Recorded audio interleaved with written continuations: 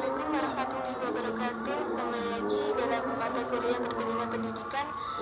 Dan kali ini saya akan menjelaskan satu materi dalam perbandingan pendidikan yang saya ambil dari buku Perbandingan Pendidikan karya Dr. Haji Ahmad Qurtubi, MA.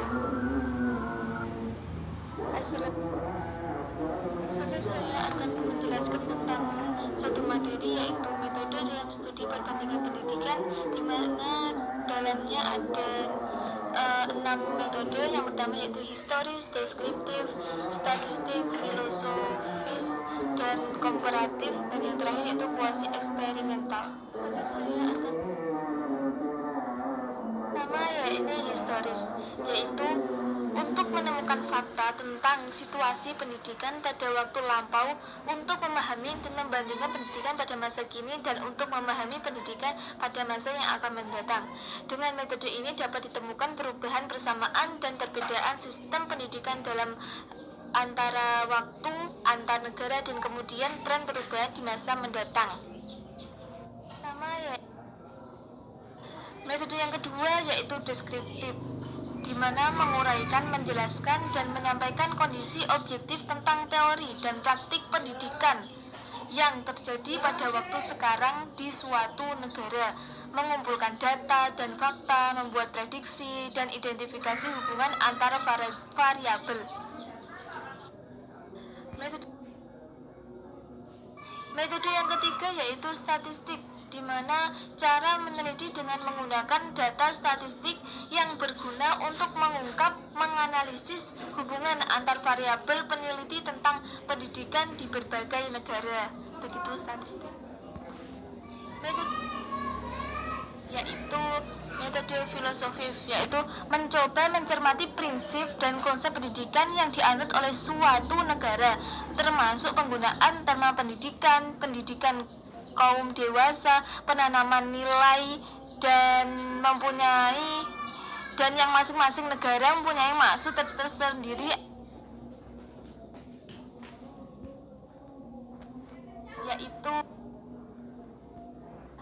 metode yang kelima yaitu komparatif, yaitu memperbandingkan antara kekuatan dan faktor-faktor kebudayaan yang mempengaruhi sistem pendidikan di suatu negara dibandingkan dengan negara lain.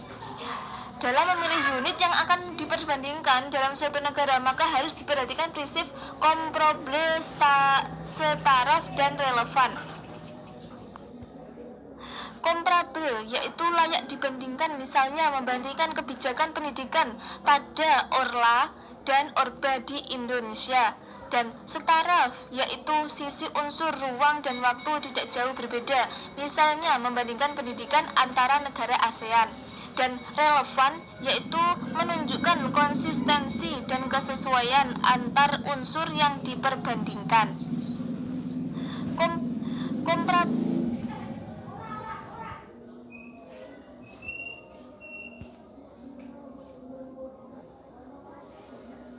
Dan yang terakhir yakni dari metode perbandingan yaitu kuasi eksperimental, di mana eksperimen semu bersifat empiris karena menggunakan pengamatan terhadap variabel terkontrol dan variabel bebas.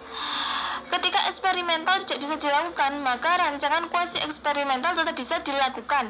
Misalnya, dalam mengkaji pengaruh persekolahan bagi institusi sosial pribumi di Afrika Barat, Foster menyarankan menggunakan rancangan kuasi eksperimental yang melibatkan pemilihan terhadap satu suku yang terpisah di antara dua negara yang berbeda, dan sebaliknya memilih dua atau banyak suku di negara yang sama.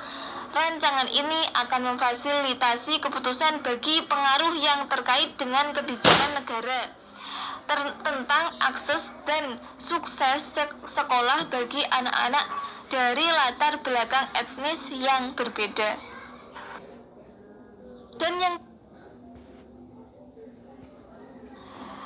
Sekian penjelasan dari metode dalam studi perbandingan pendidikan, semoga bermanfaat.